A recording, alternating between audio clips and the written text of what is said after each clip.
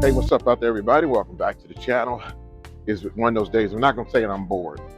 I may be bored a little bit, okay, but I'm not bored.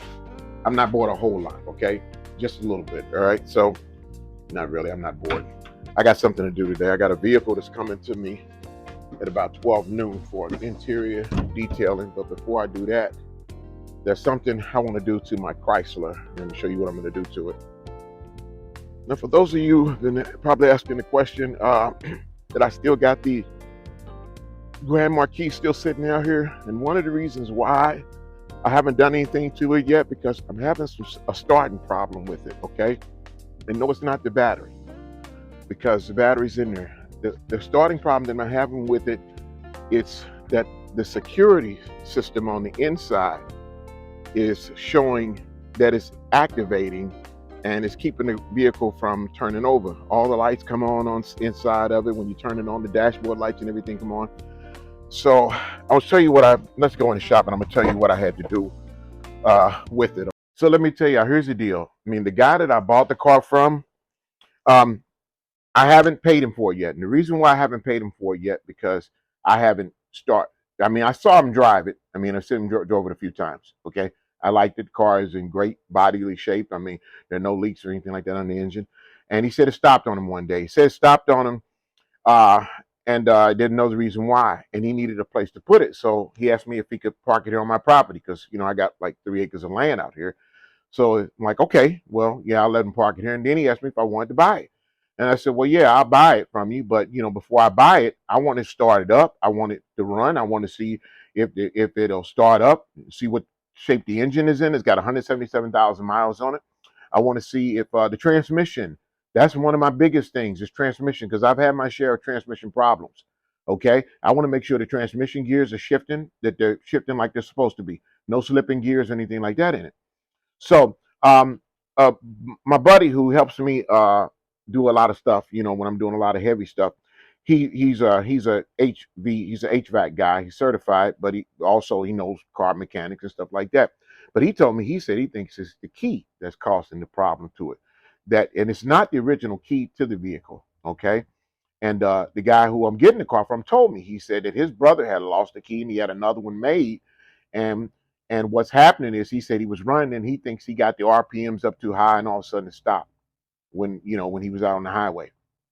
And so I called out a key company to come out to remake another key to it, and they put their machines on it, and they could not come up with the codes. The codes wouldn't come up on it. So he told me, he said, you got an internal problem, something else is going on. So I called a guy over at Fitz Automotive, and Fitz Automotive, real nice people, a real nice guy I talked to on the phone, very very helpful.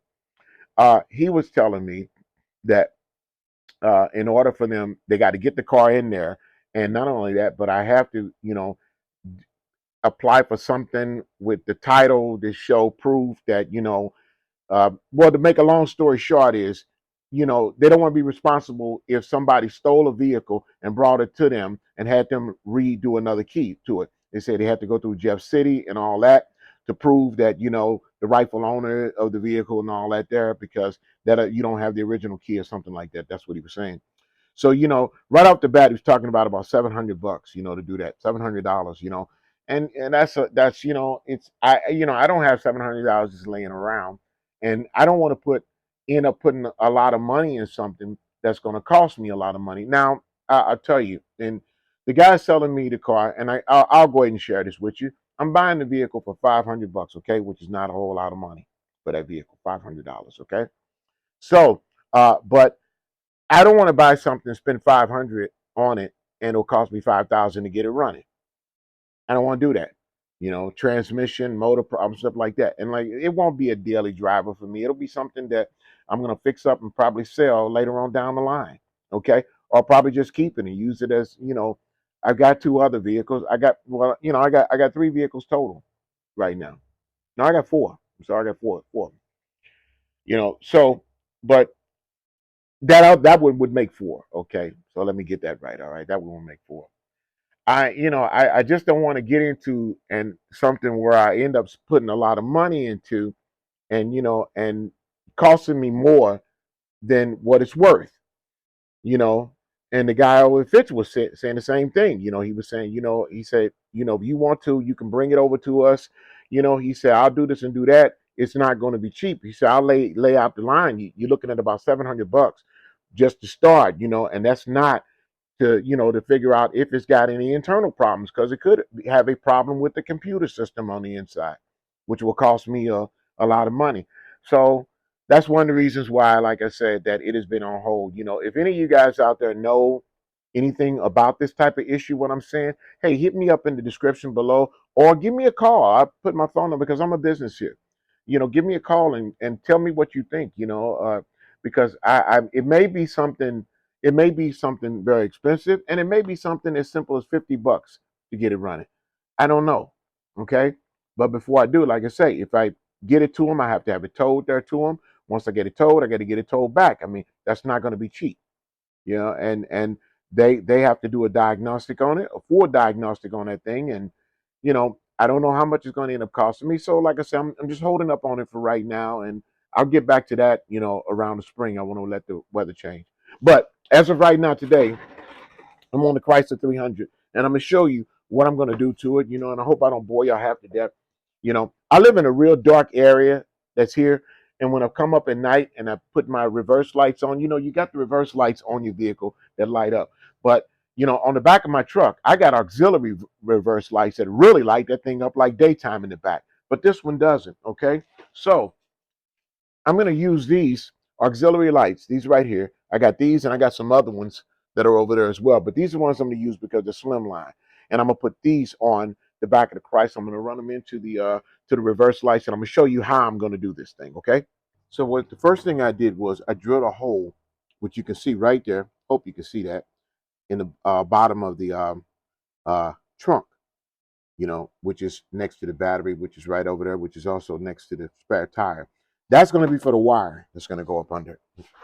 So as we take a look up under the bottom, so this is the hole up under the bottom right there, which is where the wiring, which I got right here, is going to go up and through. And once I get that wiring up through there, these auxiliary lights are going to sit, and I hope you guys can see this, are going to sit something like that. Okay, they're going to kind of sit like that.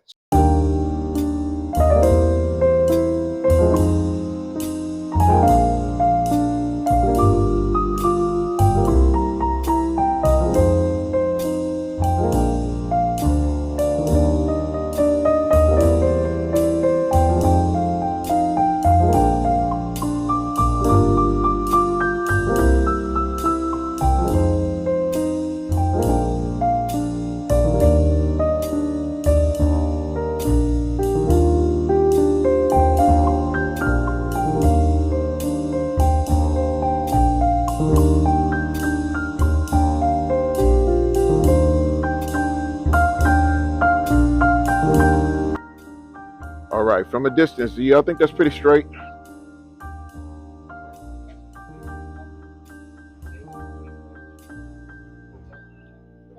Okay. Now, all right, we got that done. I think it's pretty straight. I mean, I really do. But you say, it's to give me some light in the back, and it is to give me a little bit of bling to it. Now I got to go on the inside, and these wiring here, that's the wiring that came up from it. It's got to go into the back of that. All right, listen up out there, people. If you ever go and you got a tail light out, not a headlight, but you got a tail light out, all right?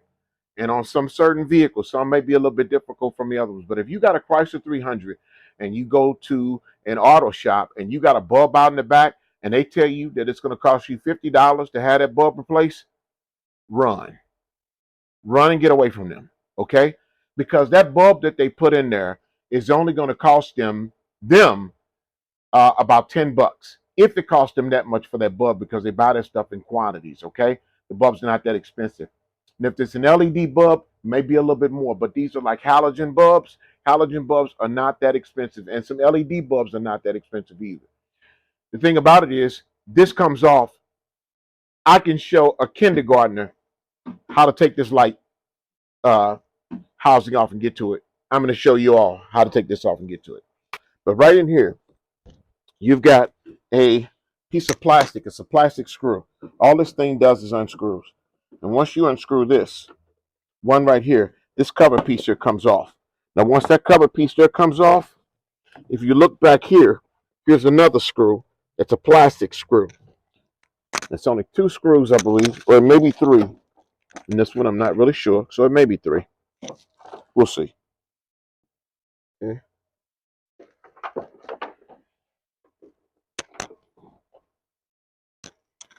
These are the 2 screws that came off. If y'all can see that. Those are the 2 plastic screws. Once those 2 plastic screws come out, let's see. No, actually, it's 3. It's 3. There's another one up here at the top. And you unscrew that one as well. And I don't know if you can see it or not, but you can see this thing starting to move. Once you do that, this whole housing piece right here pops right off. If y'all can see that. Get you right in there. Okay. This whole housing piece right here comes off. Okay. Now, due to the fact that they're halogen bulbs, because if these were LED bulbs, there'd be one plug in the back. Okay. But it's not. They're halogen bulbs. So you have up here at the top, you've got your regular lights that come on, plus you got your braking lights and your signal lights. Where the white part is down here, this is the reverse light. This is what I'm going to hook that up to. So what I do is the light at the bottom, which is right here, is reverse light. You just turn this thing and you turn it. I'm going to disconnect this from here, and the way you do that is you got this little red tab right here. Take this little red tab. You have to work it a little bit. Push that red tab up. Once you push that red tab up, you press down right in here in this area, and that pops off. Okay. Now you got the whole light fixture off. I can work with it like that. Now that I got this out, this is the reverse bulb. This is the one that lights up white. So it's pretty self-explanatory because you got the white wire and you got the black wire. Okay. And in most cases, a lot of times the black may mean the power, or the white. I think the white one means the power and the black is the negative. Okay. I hope that came out right. Okay. So I'm just going to peel back some of this tape on this so I can get to this. All right. Now you can see I pull that back. I can get to more wire this way.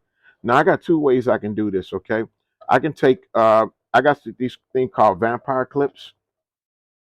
Okay. This is what we call a vampire clip. Okay. Which means vampire. Okay. I got the vampire from the movie, what was that movie? It was a Dracula movie where Gary Oldman played Dracula, and Keanu Reeves played some guy in it, and wasn't it? Anthony Hopkins played what's the guy named the Vampire Hunter? Man, I'm drawing a blank here. Okay, if you know what his name is, just put it up there. Okay, maybe I'll have it by now, and I'll have it up on the screen. Okay, Van Helsing, that was him, Van Helsing. All right, and he called him Vampatty. Okay, which is vampire. These are vampire clips. The vampire clips goes over the wires, you push down, but I only got one. I only got one clip. Yeah. So, all right. So, I'm just going to splice both ends of it, and I'm going to test it first to make sure that they come on.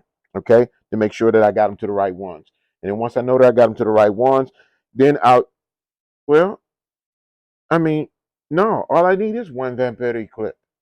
I do need 2 because they're both connected on the same wires. Okay. So one wire goes into one hole, which is right here. The other one goes in the other one. You face these 2 wires. You come down. This is like a metal blade right here. It comes down, slices. Once it slices them, it stays in between them, and it causes a connection. So I need 2 of these. I only got 1. So that's something else I got to put on my list when I go back to Menards, is to get some more Vampetty clips. Okay, because these things they work good, and it make life a whole lot easier. So let me splice this wire, and we'll go from there. Okay, so I'm gonna show y'all what I did. All right. So now I'm doing a long distance wire connection here just to see if this is going to work or not. To make sure I got these on the right wires. I'm pretty sure I do, but there's always a chance that you can have them on the wrong ones. Okay. So you see, I got those are the auxiliary light lines down at the bottom down there. So the white and the brown are white and black. Brown is black. Now it turns the white to green. Green is the white, and the brown one is the brown one, which is also black, which I'm going up here And I got the green one going to the white one, which is the white, and the brown one is going to the other one. So touch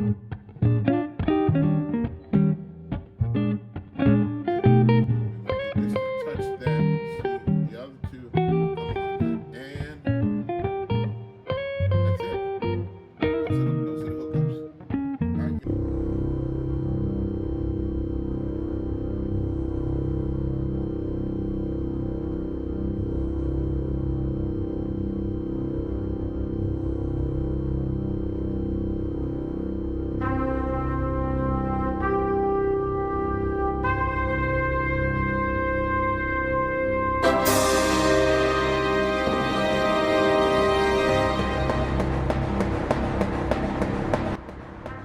All right, so and like that, we're done. Got the lights all hooked up, and I'm gonna do some work on that bottom bumper to get some of that stuff out of it. You know, some polishing and compound to get it cleaned up back there. But I think it looks pretty cool. What do y'all think? Okay. I don't know if you guys can see this or not. My logo on the back window.